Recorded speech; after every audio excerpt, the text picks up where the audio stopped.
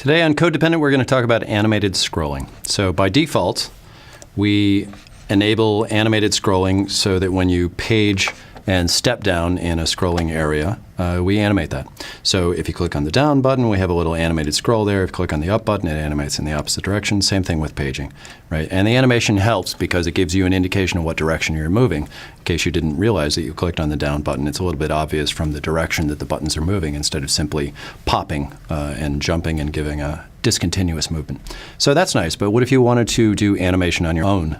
So what if you wanted to click this button or do some other action that actually went to the end of the scrolled area, but did so in an animated way? So you could page up through the track, but what if you wanted to actually animate down to the end or animate up to the top?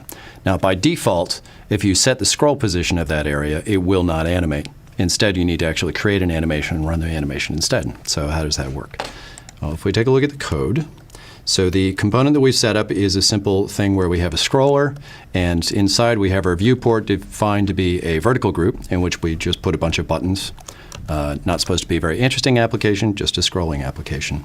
And then we have these two buttons up here that enable going to the end and going to the top of the scrolled list. And to do that, on a click action, they call these two animations, animate scroll home and animate scroll end. And if we go up and look at the way those work, so animate scroll end defines a simple animation that is simply an animate. That's the superclass of the new effects in Flex 4. It's going to target the viewport of the scroller, and it's going to define a single simple motion path. Simple motion path is something that acts on a single property and defines the properties, the values that that property will take on over the duration of the animation. So in this case, we're going to animate the vertical scroll position property of that viewport, and we're going to move to a value of the content height.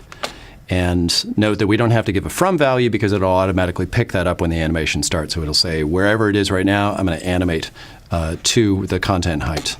And similarly, if we want to animate the scroll home, we say the target is, again, the viewport of the scroller object. And our property is the vertical scroll position again, and the value is to 0. So if we take a look at this, if we're paging down and we're in the middle, if we want to animate to the top, click that, animate to the top. Again, we could be in an arbitrary position and animate down to the end of the scrolled list like that. So fairly straightforward.